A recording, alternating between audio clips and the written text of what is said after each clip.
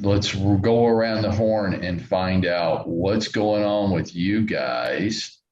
Joe, let's start with you. What's going on with you? You're at the bottom of my screen. I'm going to go in reverse order. So unmute and tell me what problems and obstacles you're running into this week. Miss James. Oh, There you go. sorry. I didn't realize you said my name. Um, What kind of obstacles you running into? um, None. You got it all worked out, all under control. no, I'm trying to think.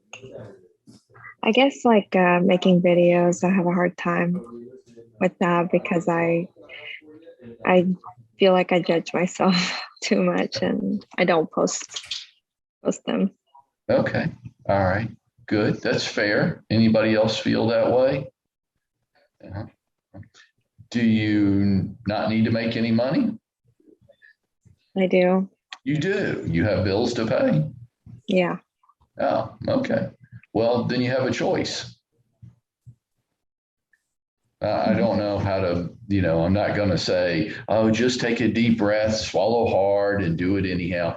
Uh, that's not life in the big city. You got a choice. Don't pay your bills and don't feel uncomfortable, or get used to being uncomfortable. Do it anyhow. Mhm. Hmm. Yep.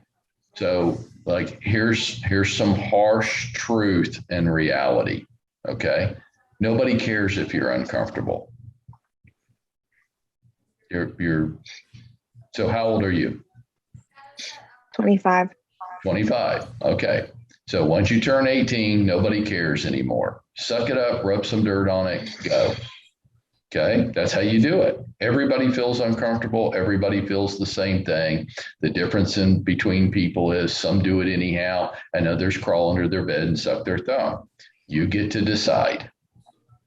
Now Mhm. that just makes everybody else want to jump right in here with your obstacles, doesn't it?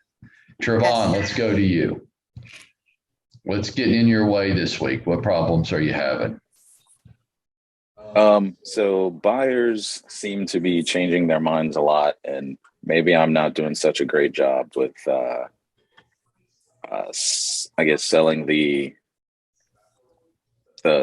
mentality that right now is a good time to buy or a great time to buy, Okay. When you say they're changing their minds from house to house or whether they want to move forward or not.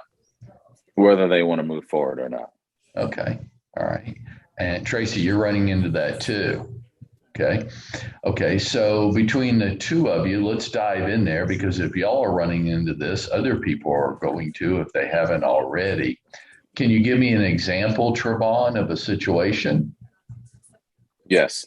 Okay. So I have a listing in Gordon County.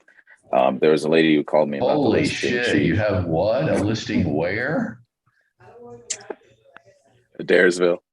A deer. Holy shit. Okay. All right. So there was a lady that called me about the listing, and eventually figured out that that home wasn't for her. So Okay. she enlisted us as her agents. But after a while, we figured out what she wanted, sent her the thing. She was very excited about the homes we started to find for her, and all of a sudden she kind of, I guess, ghosted us like you were talking about the other day. Uh-huh. Um, and at one point, we sent her a really good home, but I believe because of the fact that it was very popular and showings filled up quickly, and it looked like it was going to be a bidding war, she kind of backed out on that and didn't communicate with us anymore. And that was the last time I heard from her, which was about 3 weeks ago. Okay. All right. Tracy, do you have an example of that? Yes, I have a couple. We had gone to see a home last Thursday. We had seen a couple of homes in the last couple of weeks, and um, the one we saw on Thursday, they said they wanted to put an offer in on it, and I think we talked about this in the practice session the other morning. But Okay. so when I got ready to follow up with them. After looking at the comparables, they wanted to show them the comparables that we found out in the pricing of the home, because they wanted to come in at like $20,000 lower. But when they called and followed up Friday morning, they said they thought about it and they just need to kind of pull back and make sure that they are not, getting ahead of God in this situation. Kind of want to come back. And then I was working with a renter. She's kind of wanting to rent, but and showing her homes, they're kind of above the price range that she wants to be in the North Fulton area as to what she wants to pay. So she's kind of trying to pull back. So the first people dropped the God card on you. Yes. Yeah. Like, hey, you going to argue with that? Right. God's telling me.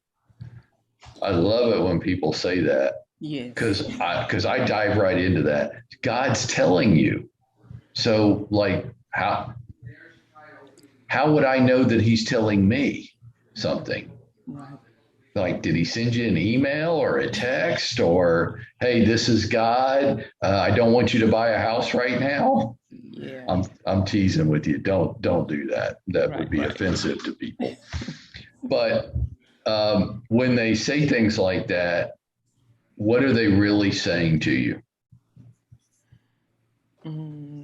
They're not sure that they, of which direction they want to take. Right. Hey, we decided not to do this, but we're going to blame it on God. Mm-hmm. Yeah. Okay. I'm not here to offend anybody in their faith. Okay. Right.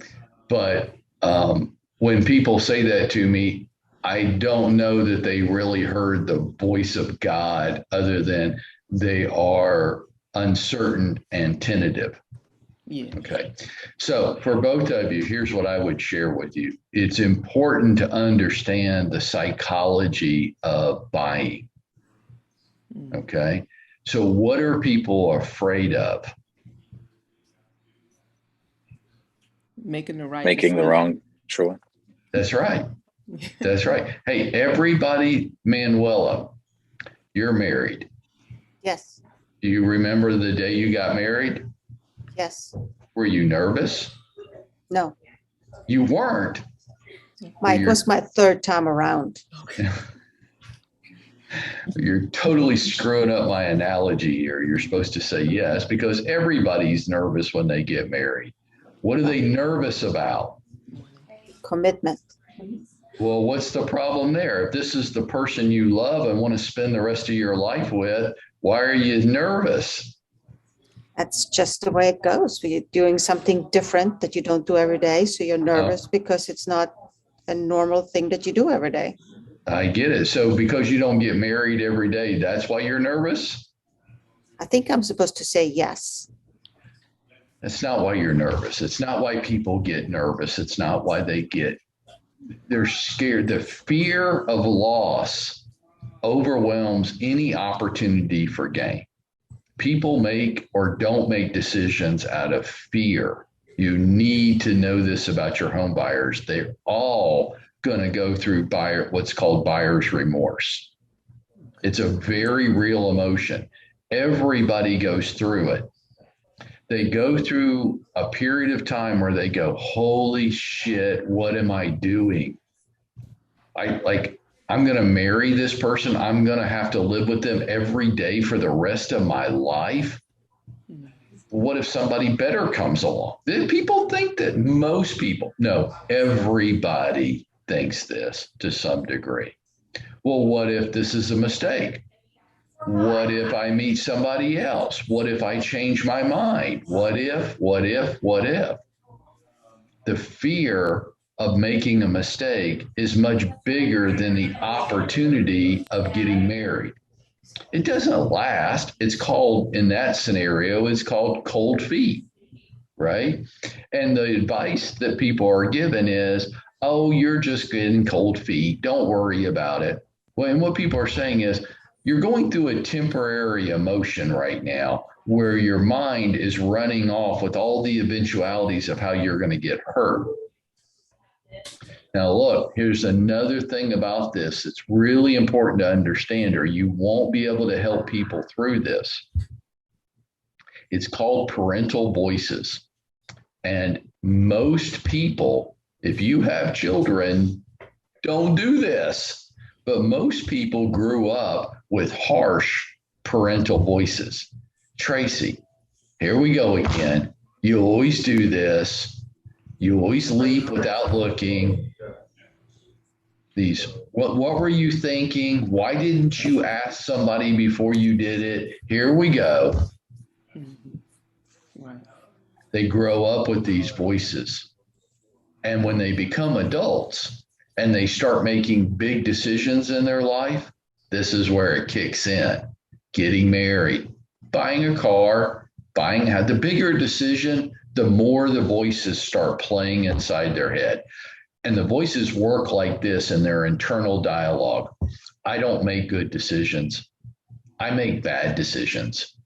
I've been told all my life. And this is why they start bringing family members in. I need my dad. I need my mom. I need my uncle. I need somebody else to validate my decisions. But see, those people didn't go through the whole process. They just rode in and looked at one property, and they're trying to play the big shot and protect the daughter. And they're just pointing out all the bad things. And the daughter's going, see, it's good I called dad in on this because, see, I wouldn't have seen all this stuff. And meanwhile, you're standing there going, well, Dad, do you think the perfect house has been built for your daughter? Under this scenario, your daughter's never going to buy a house. And the dad's going, but that's my job. I'm the dad. I'm called in here. And by the way, my daughter doesn't make good decisions. I've lived with her whole life. She doesn't make good decisions. And the daughter's standing there in her internal dialogue going, I don't make good decisions. I'm scared. And we go, you're all a bunch of flakes. Today you want a house, tomorrow you don't. I'm running all over the place trying to help you, and you're flaking out on me. Come on, grow up, rub some dirt on it. I'm playing with one or two of you here. Unless you calm their emotions and allow them to work through it. So are you part psychologist? Oh, hell yes. I contend 98% of my job, I ought to put a leather couch in here and y'all just come in and lay down on the couch. And I say, so tell me about your relationship with your mother. That's most of the job. Why? It's all mindset. Until you get it right up here, until your customers get it right up here, they're going to have a really hard time moving through a big, complex transaction. They're going to get cold feet. And they're going to want to back off. And then they're going to summon up their courage again and they'll venture out and then they'll get scared and back off. And this is driving you crazy. So what do you do about it? Well, first of all, you recognize what's going on. And then you're the calm, reassuring voice. So Tracy, this is such a great decision. You're going to really enjoy this house. By the way, what were you paying in rent? $1,500? This house costs less each month than the apartment you're renting. Right. You'll be saving money. Mm-hmm. Now, see, what everybody else wants to talk about is, well, look how big this third bedroom is, or this has everything that you want. And the purchaser standing there going, yeah, but I'm freaking out inside. Why are you freaking out inside? This should be exciting. You're about to get married. You're about to make a commitment to the person you love most on the planet. This should be exciting. Yeah, but I don't make good decisions. I've screwed a lot of things up in my life, and this is big. If I screw this up, this is going to hurt. So how about if we just postpone this wedding for a couple months? Well, you're just getting cold feet. Well, how do you deal with that? It really helps if there's somebody there that can put their arm around you and say, it's going to be okay. You're making a good decision. I think you're really going to enjoy this because of these things. And you just keep stroking and petting them on the back. It's going to be okay, honey. Really, is that our job? I thought my job was to help them find a house and get it under contract and help them through inspections. Oh, all those things are your job too. But you're going to have to play amateur psychologist with almost every home buyer and home seller that you're ever going to deal with. because they're scared. Right. And what they're scared of is that they're making a mistake. And this is too big to make a mistake with. And we all have done that. Getting married, having kids, buying a house. These things, these are like, and especially when we're younger, if I'm 25, here's the thing about being 25. This is what's hard. Manuela, you and I can relate with this. Hey, when you're 25, you are doing shit for the first time in your life. Like you're trying to figure out like, well, all my life, the jobs I had were all part-time jobs I just did after school, and I didn't have bills to pay. I mean, I did, but mom and dad would always cover me if it I always had a safety net. Now I don't. Oh shit. Well, I've never dealt with that before. Getting married. You know what? This is for the rest. I've never made a decision that was for the rest of my life before. Having kids. Holy shit. There's no like taking it back. I don't stuff it in an Amazon return package and drop it off. This is like for the rest of my life. These are things people are thinking. And it helps as their agent to be able to talk to them about it, saying, hey, is this your first? Because I remember buying my first house. Tracy scared the daylights out of me. And you know why? And that people love it when you can tell stories where like, I've been you, I've walked your path, and I felt like that. And now I know why I felt like that, that I was making bad choices. Right. But I don't really make bad choices. I just have a lot of people around me my whole life that make me feel like I do. Mm-hmm. And these moms and dads on this call, these critical voices, these will stay with your children through the rest of their adult lives. Mm-hmm. And they will make decisions or not make decisions because of the critical parental voices they hear in their head. So this is called sales psychology. You can't really help people until you understand what they're feeling and why they're feeling it and going, no, it's normal. Everybody. As a matter of fact, when you start showing homes for people, it's good to tell them, hey, at some point when we find the perfect home, it's going to scare the daylights out of you.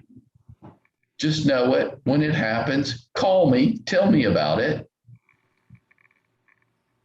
Okay. Does that make any sense at all? Yes. Okay.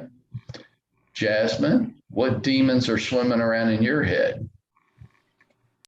For me, it's like setting expectations, like initially, and finding out what to talk about with a buyer consult.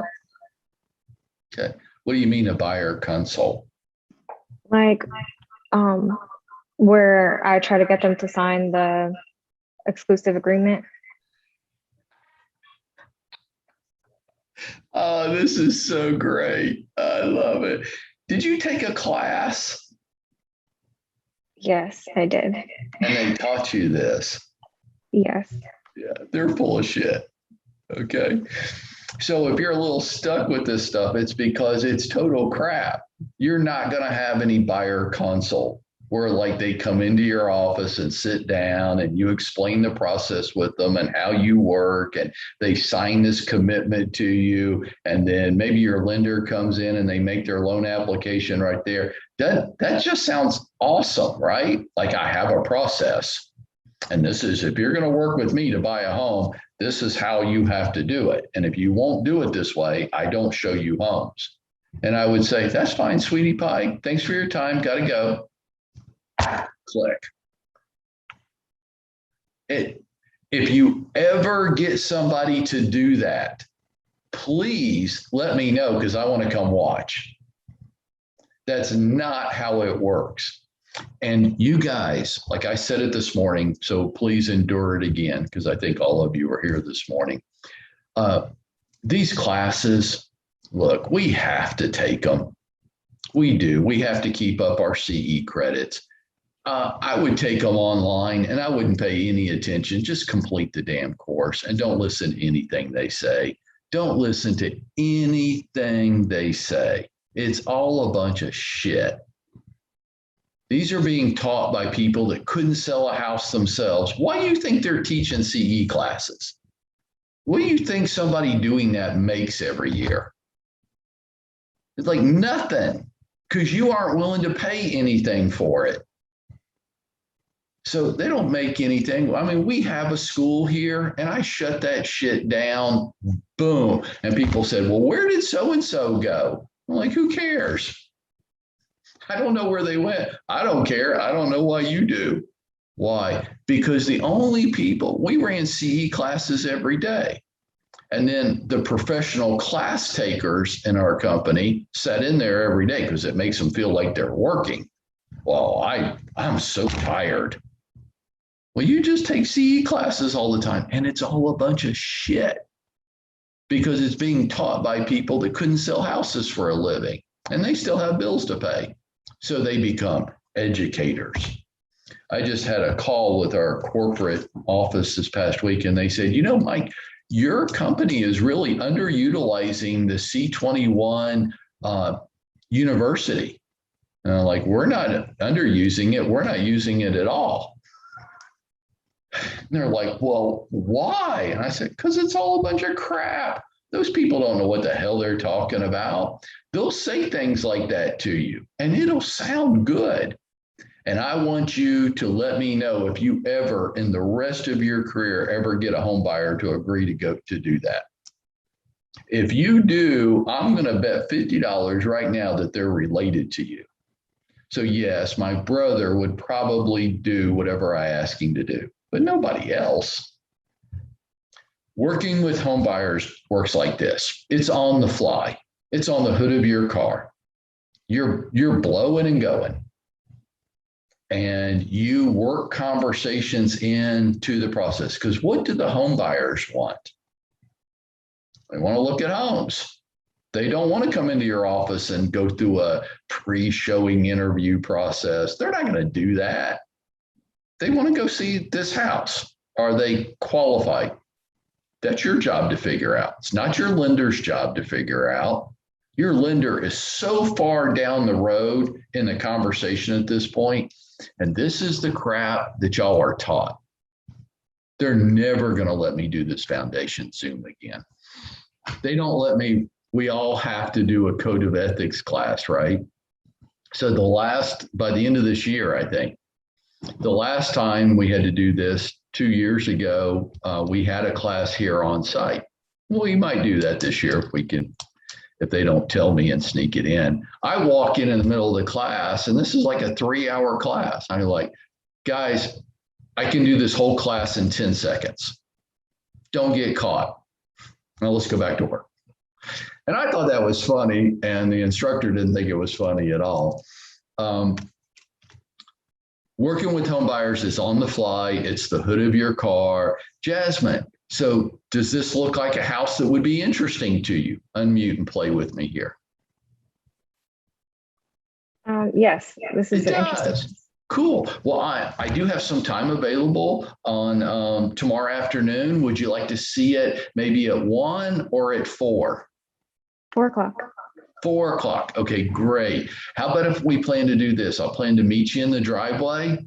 Okay. And between now and then, if I see something else that I think might catch your eye, would it be okay to send it over to you? Yeah, that's fine. Okay. Might you have time if you see something that you think is special? You might have time to take a look at a second or third house too? Yeah, I will. Okay. Now, see, at this point, I don't know if Jasmine's qualified to get a mortgage. I don't know how much money. I don't really know too much. I don't care. And here's why I don't care. Though you have been taught to care, I don't care. I care about this. Has Jasmine had a reasonable conversation with me?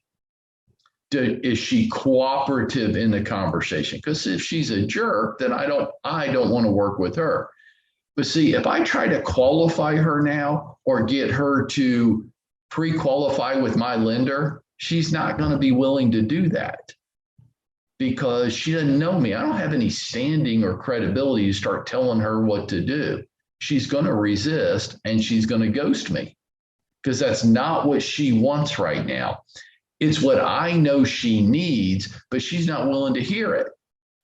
And I know she's not.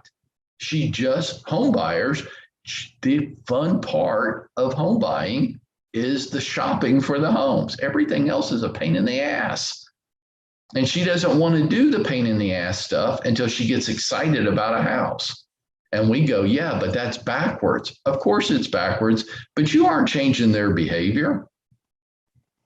So now I'm showing her the house. Now it's tomorrow and we're at the house and I'm showing her the house. And instead of walking around saying dumbass things like, and here's the kitchen, like they couldn't have figured that out on their own, right? I want to say, so what's your first impression of the home? Good, bad? If it's bad, why? What would you change? Well, this, I can tell you right now, Mike, this isn't going to work for us. That's okay. Let's still take a walk around and tell me what you would change. It'll really help me find what you do want. Well, we don't like this kitchen. Well, what about the kitchen would you change? We don't like the neighborhood. What would you change about the neighborhood? What would the ideal house have? Hey, Jasmine, when we do find the perfect house, you're going to write a check for it? No, I'm gonna get a mortgage. You're going to get a mortgage. Oh, okay, great. Have you already started that process? No, I haven't. Oh, okay. All right, great. Hey, like I work with about 5 or 6 different lenders. Would it be okay if I kind of shopped around for you this week and checked out rates and maybe tell you who I think has the best deals going on? Would that be okay? Yeah, but I just don't want them to run my credit. Okay, fair enough. I'm just going to shop rates and cost just to, so you don't have to. Is that okay? Yeah, that's fine. Yeah, that's what she wants me to do. She didn't want to do it. Okay, great. Hey, when you do find a perfect house, what kind of down payment are you considering with it? Like 10,000. 10,000. Okay, great. And do you already have that on hand, or is that something you're saving for or have other ways of obtaining? I'm saving. Okay, great. Hey, let's go look at the backyard. And then I don't want to just like get too far into this. I'm just interjecting it from time to time. And we're out in the backyard and I'm going, so like, I can tell you don't love this house, do you? Yeah. Yeah, you don't love it, do you? No. I think you got to love it, don't you? Yeah. Isn't it like getting married? You're not going to buy a house you just kind of like. It's okay. You want to love it, right? Yeah. Okay, great. What would you change about this backyard? Less trees. Less trees? And more grass. Okay, gotcha.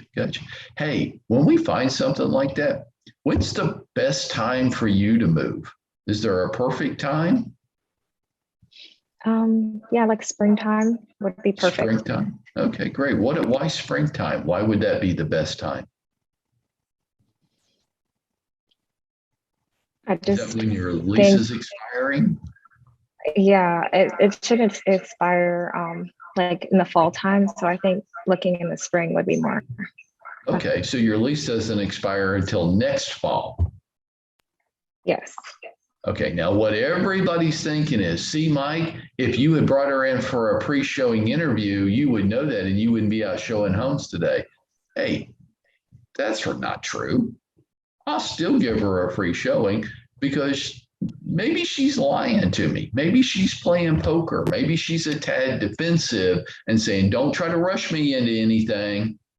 But maybe also if she finds a home that she falls in love with, she's willing to move before her lease expires. Mm-hmm. And maybe, and I'd be willing to bet this, maybe her landlord would be more than willing to allow her to leave her lease early. He might actually come help pack her up and help her move. Why would landlords be that cooperative? So they can raise their rent for someone else. Because they can. If you, that's awesome. Jasmine, if you want to move right now, I'll send some guys over and help you pack today because the next person I put in there is going to pay a lot more than you. So it's a whole different thing out here. Hey, let's go look at the basement. And then I'm just sprinkling these qualifying things in during the showing appointment. And this is how, I don't know how other people show homes. If you walk around pointing out that this is the dining room, then you're going to sound you're going to feel, let's forget about how we sound. You're just going to feel like you don't know how to show homes. Like they don't really need me to show the home to them, right? They don't. Watch, I say this, and see, I go over time. We could just do this for hours. I could. You probably don't want to listen to it for hours, but I think as showing homes to buyers like this, I'm just an Uber driver with a lockbox key. That's all I am. Unless I can bring some skills to it. But does anybody really need me to point out the kitchen to them? And here's what every seller thinks, because this is what they should think. They're amateurs. They think we're not selling the home when we're showing it. Of course we're not. I don't know anything about your damn house. And by the way, this customer that I'm showing the home to, they don't care. They don't care that your furnace was just put in 2 years ago. They don't care. They don't care that you have a new roof on the house. That's like saying I'm selling you my car, Trabon. And by the way, it has tires. And there's an engine too. Like, so the house has a kitchen. Wow. And it has bedrooms. Wow. Who gives a damn? And you put an extra wide sprinkler line in the backyard. Like who? Nobody cares about any of that stuff until when? And that's right, until they want to buy the house. Then they start caring about everything. Then they want to know all the details. But until Jasmine says, oh, I love it. This is the house for me. And you'll know it because they can't control their enthusiasm. It just reeks out of every pore in their body. This is it. Until then, they don't care about anything else. So why walk around the house pointing out features to them? All home buyers want to do is experience the house. When my wife and I bought a house 2 years ago, she bought the house inside 15 seconds. And she eliminated houses in a quicker period of time than that. We don't get out of the foyer of a house before she's going, I'm not buying this house. And isn't that true for y'all? You know, your home buyers are saying things like to you, I don't even need to go inside. You ever had somebody say, we can just keep going? I'm not buying that house. Why? We haven't even gone inside yet. Doesn't matter. I'm not buying that house. Well, what if they put upgraded pad underneath the carpet in the master bedroom? Oh, well, then in that case, I mean, I hate the neighborhood and I hate the way the house looks, but if they put upgraded pad under the carpet, then I'm all in. No. Watch. Psychologically speaking, in sales, you've got to know this. People don't make logical decisions. They don't. They make decisions with how they feel, and then they justify it with their head. Logic only comes into play once they decide that they want it. And sometimes we want it to be logical. Well, here's the list of features that you said you wanted, and this house matches all those features, so you should buy it. Right? Isn't that logical? It's in your price range, it's in your location, it's 4 bedroom, has with the basement, and these are all things you said you wanted. And they're going, we don't like the house, but it matches everything you said you wanted. The agent in that situation is missing it.